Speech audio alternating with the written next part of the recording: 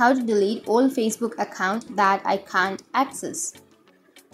So if you want to delete an old Facebook account that I can't access, then you just need to open up your Facebook.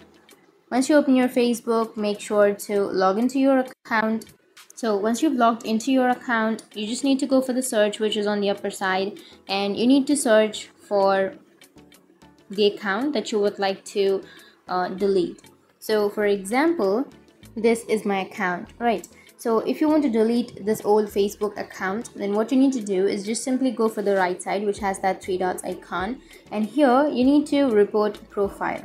Tap on report and tap on pretending to be someone, and tap on me, and then tap on submit, which is on the bottom, and tap on next and tap on done, and that's it.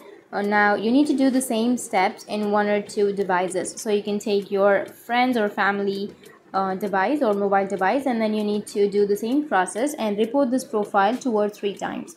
And once you've reported, Facebook will automatically delete that Facebook account. So that's how you can delete the old Facebook account that you can't access. And if you have any questions, feel free to comment below. Thanks for watching.